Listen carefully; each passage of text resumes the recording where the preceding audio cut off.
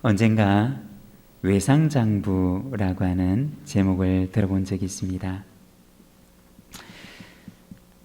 중국의 당나라 때 송청이라고 하는 아주 유명한 명의가 살고 있었습니다. 이 사람이 지어주는 약은 병에 예후가 좋고 그리고 완치가 되는 경우가 많이 있어서 사람들이 그의 소문을 듣고 많은 사람들이 그에게 찾아왔습니다. 그런데 그를 찾아왔던 사람들 가운데는 치료는 받았지만 돈을 낼 수가 없는 사람들이 있었습니다. 그런 사람들은 외상장부에다가 이름을 적고 치료를 하고 그리고 약을 지어 주었습니다. 그리고 이런 사람들이 많아져서 외상장부에 이름이 가득 차게 되면 그는 이전의 외상장부는 태워버리고 또 새 장부를 꺼내어서 그 앞에 두었습니다. 이 모습을 보고 이상하게 여겼던 어떤 사람이 그에게 물었다고 합니다. 선생님은 왜 치료는 해주고 돈을 받으려고는 노력하지 않습니까? 이렇게 외상장부를 다 태워버리면 어떻게 합니까? 그러자 송청은 그 사람에게 이렇게 얘기를 했다고 합니다. 내가 지난 40년간 외상장부를 태웠지만 한 번도 큰 손해를 본 적은 없습니다. 오히려 저에게 도움을 받았던 분들에게 나는 분에 넘치는 사랑을 받았습니다. 외상이라고 하는 말은 요즘에는 잘 쓰지 않는 말입니다. 그렇지만 제가 어렸을 때는 참 많이 듣기도 하고 또 사용했던 그런 말입니다. 우리가 가만히 생각을 해보면 만일에 하나님께서 우리를 향하여 외상장부를 기록하신다면 우리의 이름은 하나님의 그 장부에 얼마나 적혀 있을까라는 생각을 해보게 됩니다. 내가 저질렀던 수많은 실수들 그리고 하나님 앞에 지키지 못했던 나의 수많은 다짐들이 하나님의 외상장부에는 빼곡하게 적혀져 있을 것입니다. 그렇지만 하나님의 외상장부에는 또 이렇게 기록되어져 있을 것입니다. 수많은 우리의 지키지 못한 약속들과 실수들 그리고 거기에 적혀져 있는 우리의 이름 옆에는 완불, 다 지불되었음, 다 갚았음. 하나님의 사랑과 은혜가 우리가 하나님 앞에 졌던 그 수많은 외상들을 다 갚아주셨습니다. 이것이 우리의 인생이고 이것이 어쩌면 하나님 앞에 놓여져 있는 우리를 향한 외상장부일 것입니다. 여러분, 우리가 살아가는 우리의 삶은 어떠합니까? 우리는 누군가를 향하여 우리의 외상장부에다가 그 이름을 빼곡하게 기록해 놓으며 살아가지는 않습니까? 우리의 손에 놓여져 있는 외상장부에 우리는 누군가의 이름을 기록하며 살아가고 있지는 않으십니까?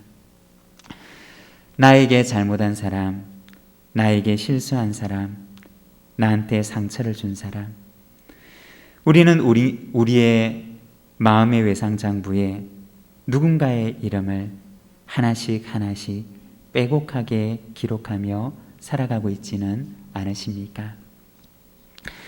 하나님께서 우리에게 그렇게 하신 것처럼 우리도 누군가를 향하여서 그 외상장부 옆에 그 사람의 이름 옆에 다 지불되었음, 다 갚았음, 완불이라고 기록을 하고 하나님께서 나에게 보여주신 그 사랑처럼 우리도 누군가를 향하여서 그러한 사랑을 베푸며 살아가는 저와 여러분, 우리 모든 믿음의 가족들의 삶이 되시기를 간절히 소망합니다. 오늘 우리가 읽은 말씀은 자비에 대한 말씀입니다. 갈라디아서 5장 22절과 23절의 말씀, 우리 자막을 보면서 같이 한번 읽어보도록 하겠습니다. 함께 읽겠습니다. 오직 성령의 열매는 사랑과 희락과 화평과 오래 참음과 자비와 양성과 충성과 온유와 절제니 이 같은 것을 금지할 법이 없느니라. 아멘. 여러분, 어떻게 지난 한 주간 성령의 열매를 맺으며 지내오셨습니까? 우리가 살아가는 삶 가운데 성령의 열매를 내 삶 가운데 맺는 삶을 살아가셨습니까? 우리가 갈라디아서 5장의 말씀을 함께 묵상을 하고 있는데 갈라디아서 5장 22절, 23절 짧은 말씀을 우리가 지금 다섯 주 동안 우리가 말씀을 묵상하고 있습니다. 이 말씀을 우리가 주중에 꼭 마음속에 새기고 또 읽어보고 우리의 마음속에 묵상하고 또 암기하는 시간을 가져보시기를 바랍니다. 그래서 우리 다음 주에는 갈라디아서 5장 22절과 23절의 말씀을 보지 않고 우리 한번 해보도록 하겠습니다. 할 수 있을까요? 네, 대답을 안 하시는 분들이 보이십니다. 네, 우리가 말씀을 우리의 마음속에 꼭 간직하고 우리가 이 말씀을 우리의 삶 속에 열매로 맺으며 살아가는 우리 믿음의 가족들이 되시기를 바랍니다. 성령의 열매라고 하는 것은 내가 맺는 열매가 아닙니다. 성령님께서 내 마음 가운데 오셔서 내 안에서 맺으시는 열매입니다. 우리가 간혹 성령 충만이라고 하는 말을 사용하는데 성령 충만이라고 하는 말의 의미는 무엇이냐? 우리가 성령으로 충만하다라고 하는 것은 성령으로 가득 차 있다라고 하는 말인데 그 말은 그 속에는 내가 없다는 말입니다. 성령으로 가득 차 있어서 그 안에 내 고집도 없어지고 내 자아도 없어지고 성령을 거스르는 나의 불순종도 없어지고 내가 성령님께 온전히 굴복되고 그리고 온전히 성령 안에 녹아 있어서 그 안에는 내가 없는 상태, 완전히 성령님께 순종하시는 상태를 가리켜서 바로 성령 충만이라고 이야기를 하는 것입니다.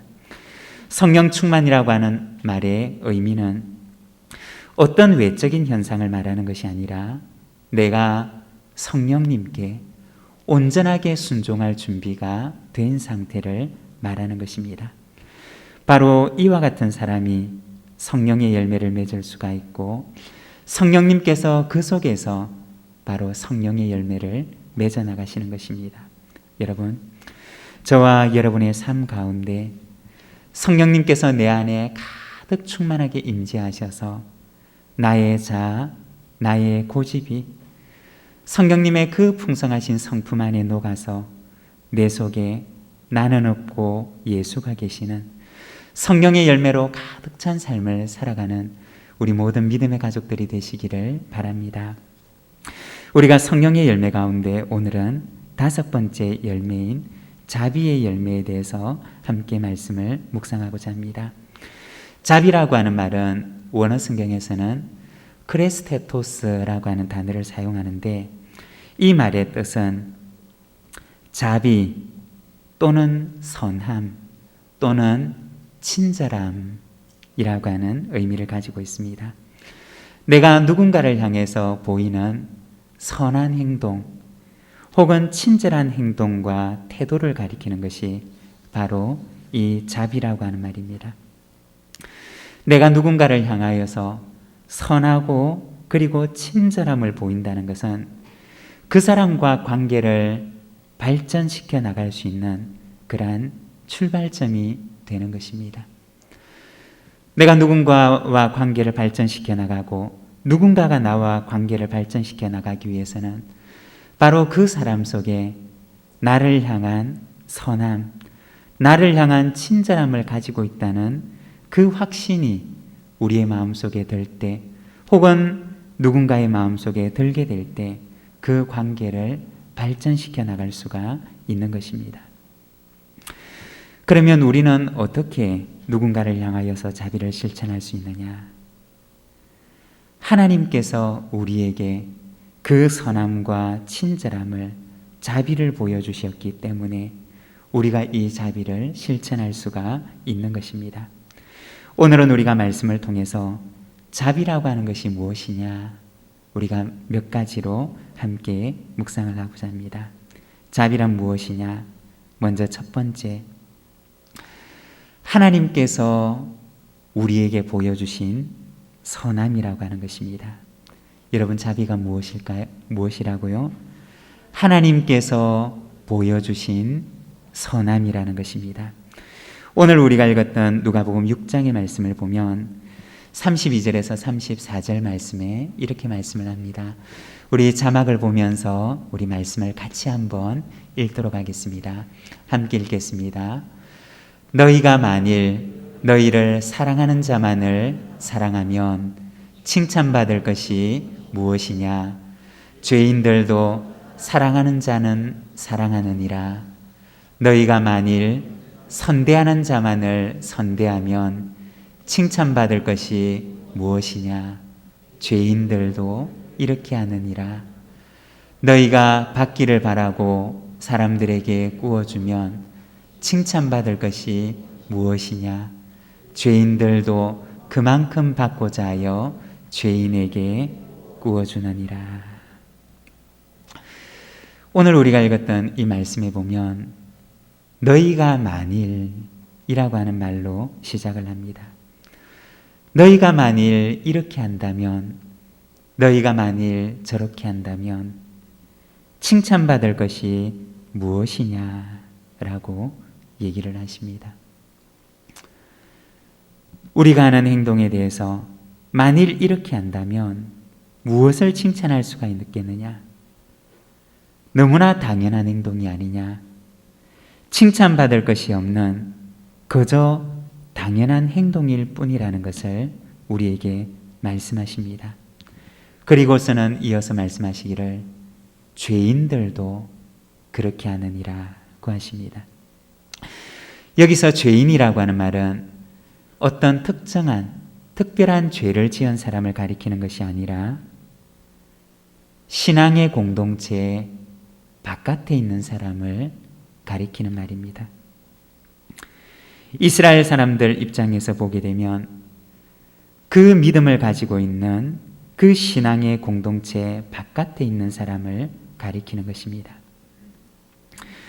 하나님을 알지 못하는, 여호와 하나님을 신앙하는 그 믿음의 공동체 바깥에 있는 사람을 가리켜서 바로 이 죄인이라고 하는 말로 표현을 하는 것입니다. 이 짧은 말씀은 우리에게 무엇을 이야기하느냐?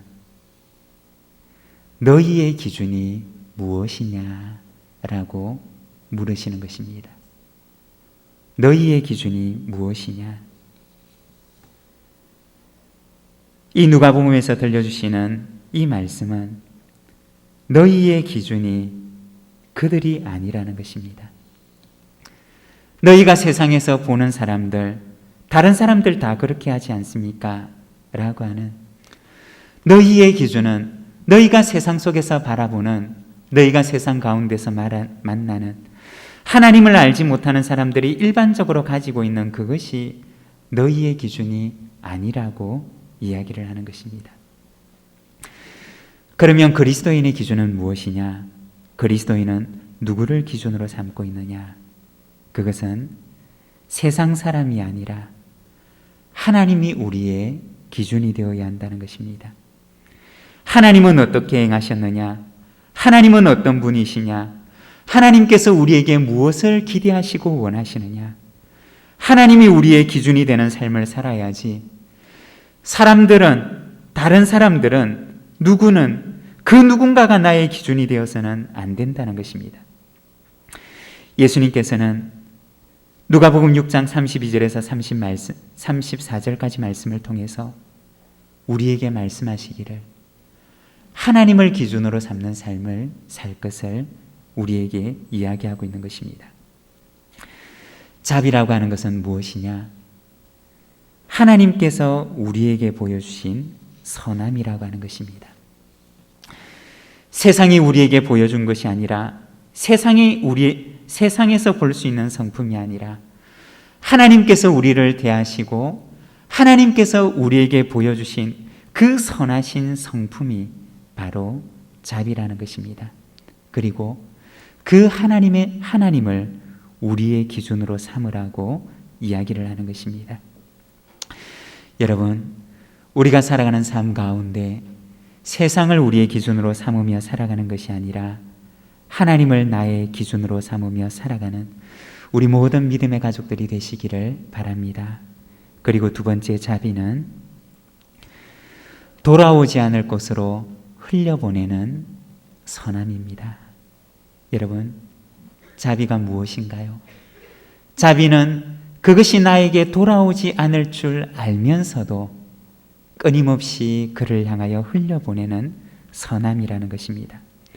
35절의 말씀을 보면 이렇게 말씀을 합니다. 우리 같이 한번 말씀을 함께 읽겠습니다. 오직 너희는 원수를 사랑하고 선대하며 아무것도 바라지 말고 꾸어주라. 그리하면 너희 상이 클 것이요 또 지극히 높으신 이의 아들이 되리니 그는 은혜를 모르는 자와 악한 자에게도 인자하시니라. 아멘. 자비란 무엇이냐? 돌아오지 않을 곳으로 한쪽 방향을 향해서 일방적으로 흘려보내는 강물과 같은 선함이라는 것입니다. 우리가 하나님의 사랑을 표현하는 말 가운데 하나가 언약이라고 하는 말입니다. 우리가 성경에서 언약이라고 하는 말을 들을 때는 우리의 마음속에 꼭 기억을 해야 하는 한 가지 단어가 있는데 그것은 바로 언약의 일방성입니다. 세상의 모든 약속들은 서로 간의 약속입니다. 누가 누군가를 향하여서 일방적으로 약속하는 것이 아니라 세상의 모든 약속들은 서로 간에 맺는 약속이고 서로 간에 지킬 의무를 가지고 있는 그러한 쌍방간의 약속이라는 것입니다. 만일 두 사람이서 약속을 하고 약속을 했는데 그 약속을 했던 두 당사자 가운데 한쪽이 그 약속을 어기게 되면 상대방도 그 약속을 지킬 의무가 없는 것이 바로 세상의 모든 약속들이라는 것입니다. 그렇지만 성경에 나오는 언약이라고 하는 말은 세상의 약속과는 조금 다른 성격을 지니는데 이 언약은 상방성이 아니라 바로 일방성을 가진다는 것입니다. 하나님과 사람이 서로 손가락을 걸고 우리 약속을 서로 잘 지키자. 우리가 서로 이 약속을 잘 지킬 때 이 약속이 보존되는 거야 라고 얘기를 하는 것이 아니라 하나님께서 인간을 향하여서 어느 날 일방적으로 선포하신 약속이 바로 언약이라는 것입니다. 두 사람이서 손가락을 걸고 서로 약속을 잘 지킬 것을 약속한 것이 아니라 하나님께서 인간을 향하여서 일방적으로 선포하신 약속이 바로 언약이라는 것입니다. 우리가 이 말을 들으면 언뜻 우리의 마음속에 이런 생각이 들 수 있습니다. 아니, 하나님께서 너무 일방적인 것 아닌가? 너무 편파적이고 너무 부당한 그러한 약속을 하시는 거 아닌가? 라고 하는 생각이 들 수도 있습니다. 그렇지만 우리가 다시 한 번 더 생각을 해보면 만일에 반대로 언약이라고 하는 것이 쌍방적인 성격을 가진 것이라면 여러분, 이 언약이 어떻게 되었을까요? 만일에 언약을 맺었던 두 당사자 중에 한쪽이 그 약속을 어겼을 경우에 효력을 잃어버리는 약속이라면 하나님과 인간이 맺었던 약속은 어떻게 되었을까요? 아마 그 약속을 맺자마자, 그 언약을 맺자마자 그 약속은 쓰레기통으로 들어가 버리고 말았을 것입니다. 왜냐하면 우리가 성경을 볼 때 언약의 상대방이 되는 인간은 수도 없이 하나님 앞에서 그 약속을 저버리고 그 약속을 외면하며 그 약속을 파기해 왔던 것이 우리 인간의 역사였기 때문이라는 것입니다. 하나님께서 아담을 향하여서 약속을 맺었지만 그러나 그 약속을 맺음과 동시에 뒤돌아서서 그 언약을, 그 약속을 저버린 것이 바로 우리 인간이 걸어왔던 우리의 길들이라는 것입니다. 만일에 이것이 쌍방간의 약속을 의미하는 것이라면 어느 한 서로가 서로의 약속을 지킬 때만 이 약속이 유의미한 그러한 쌍방간의 약속이라면 성경에 나와 있는 하나님과 인간이 맺었던 약속은 이미 휴지 조각처럼 되고 말았을 것입니다. 그렇지만 하나님께서는 우리 인간이 얼마나 연약하고 죄된 성품을 가졌는지를 아시기 때문에 하나님께서는 당신의 언약을 우리 인간의 죄된 성품 위에 세우지 않으셨다는 것입니다. 하나님께서는 당신의 약속을 인간의 그 연약한 성품 속에 두지 않으셨다는 것입니다. 하나님께서는 당신의 언약을 세우시되 하나님의 영원히 변하지 않는 신실하신 하나님의 성품 위에 그 언약을 세우셨던 것입니다. 설사 인간이 배반하고 우리가 하나님을 배반하고 우리가 하나님과의 약속을 저버릴 그때에도 하나님께서는 그 약속을 굳게 지켜나갈 그 마음을 가지시고 하나님께서는 하나님의 언약을 당신의 그 신실하신 성품 위에 세워가셨던 것입니다. 성서신학자 중에 한 사람인 김이곤 목사님이 지은 책 가운데 창세기를 주석한 신의 약속은 파기될 수 없다라고 하는 책이 있습니다. 이분은 창세기를 주석하면서 이 창세기를 바라보기를 결코 폐기될 수 없는 하나님의 약속이라는 관점에서 보게 됩니다. 우리가 창세기를 보게 되면 얼마나 반복되는 배반의 역사들이 나타납니까? 최초의 인류였던 아담으로부터 시작해서 가인의 이야기, 노아 홍수의 이야기, 이 창세기의 이야기들은 수많은 죄와 인간의 실수들과 그리고 실패의 이야기들로 번복되어 있습니다. 그렇지만 창세기는 그럼에도 불구하고 하나님의 신실한 성품에 근거해서 그 언약을 이루어 가시는 하나님의 이야기를 기록하고 있는 것입니다. 여러분, 언약이란 무엇이냐? 일방적인 하나님의 약속입니다. 인간이 신실하지 않기 때문에 하나님의 신실하신 성품에 근거해서 내가 나를 저버려도 나는 너를 사랑하리라 말씀하신, 내가 나를 배반하여도 나는 너를 향한 약속을 신실하게 지켜나가리라 하신 것이 하나님의 언약이라는 것입니다. 그리고 이것이 언약의 일방성이라는 것입니다. 우리가 다시 돌아와서 자비라고 하는 것은 무엇이냐? 자비는 하나님께서 우리를 향하여 보여주신 당신의 성품처럼 돌아오지 않을 곳으로 끊임없이 흘려보내는 강물과 같은 선함이라는 것입니다.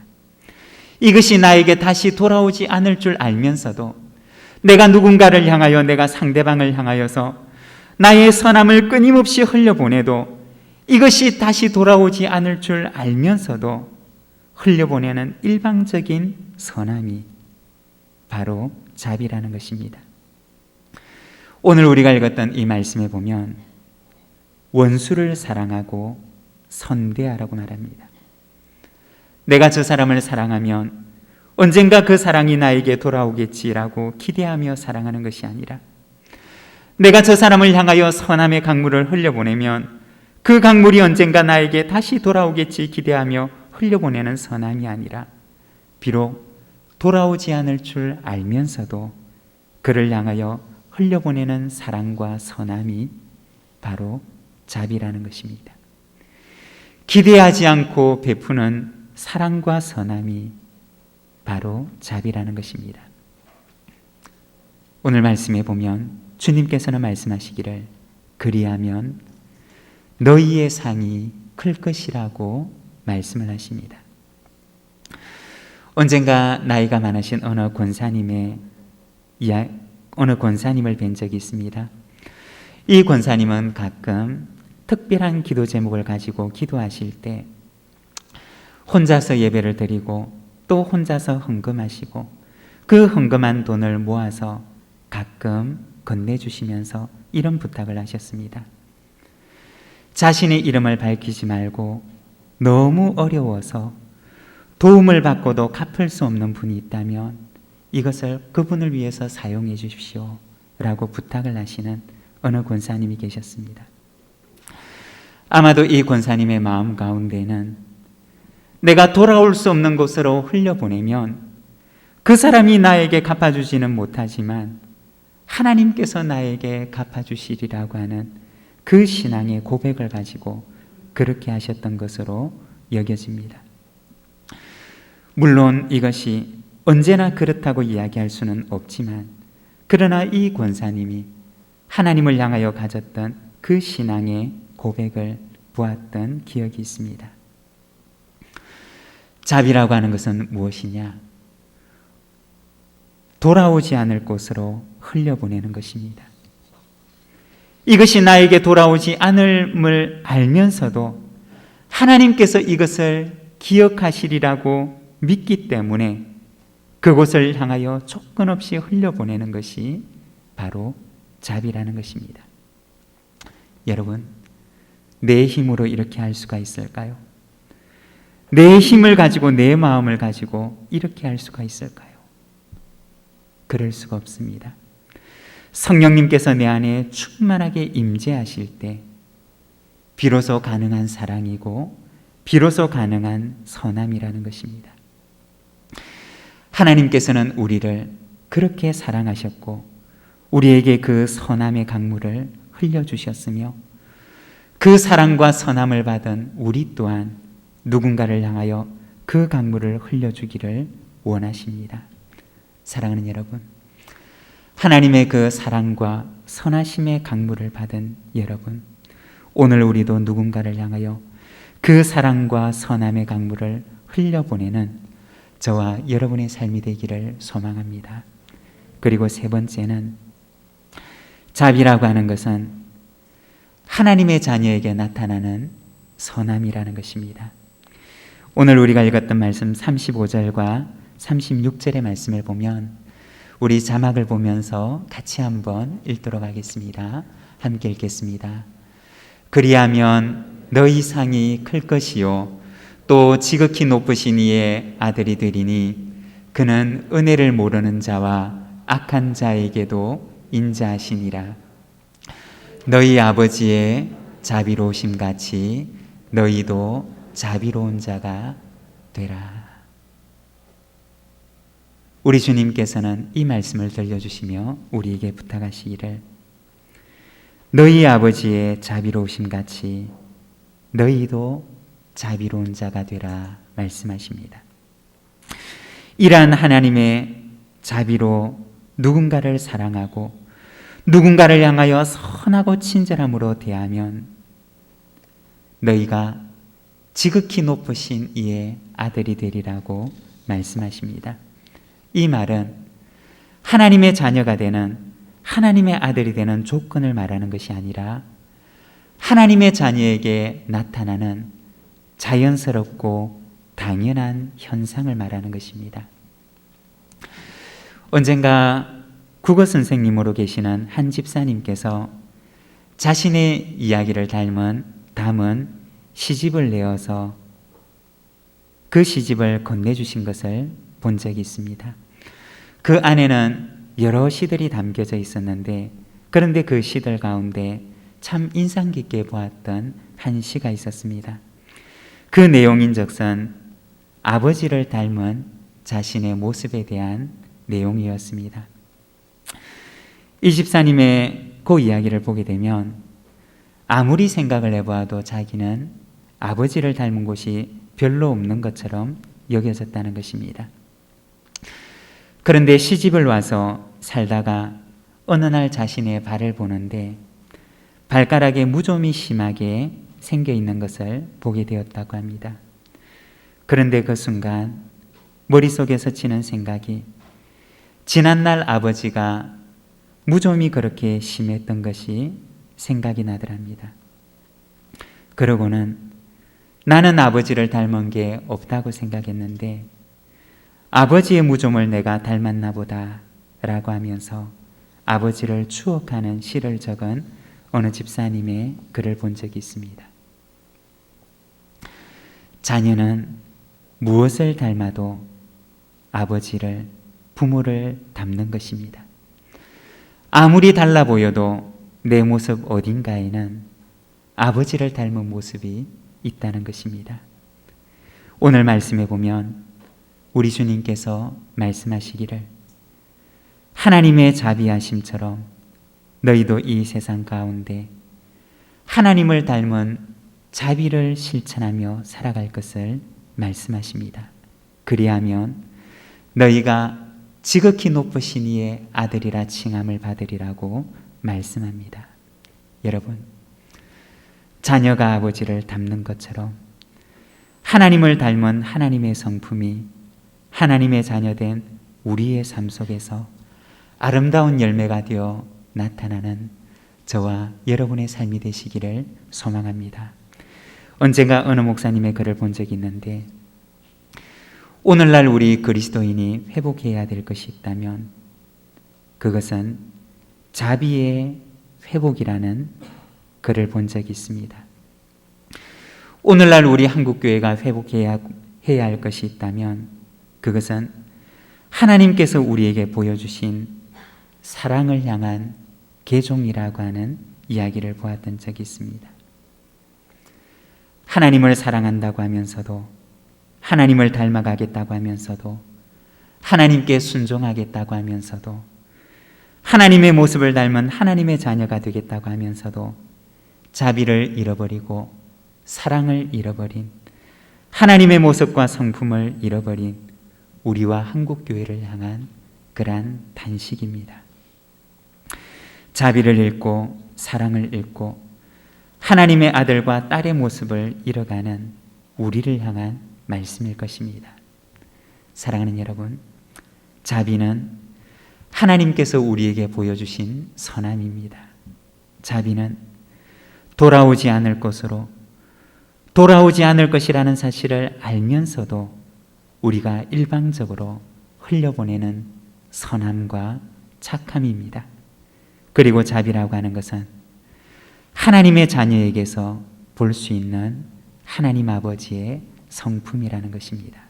여러분, 저와 여러분의 삶 가운데 하나님의 성품을 꼭 닮은 자비의 열매를 맺으며 살아가는 이 한 주간의 삶이 되시기를 간절히 소망합니다. 우리 시간 함께 기도하기를 원합니다. 우리는 하나님을 향하여 그 약속을 지키지 못하지만 우리는 하나님을 향하여서 끊임없이 배반의 삶을 보여주었지만 하나님께서는 우리를 향하여 끊임없이 하나님의 선함의 강물을 흘려주셨던 것처럼 우리도 누군가를 향하여 아버지를 닮은 그 자비의 강물을 흘려보내는 삶을 살아가게 하옵소서. 이 한 주간도 우리에게 주님의 성령으로 충만케 해주셔서 하나님의 사랑으로 세상을 사랑하는 삶을 살아가게 하여 주시옵소서. 우리 시간 함께 기도하며 나가겠습니다.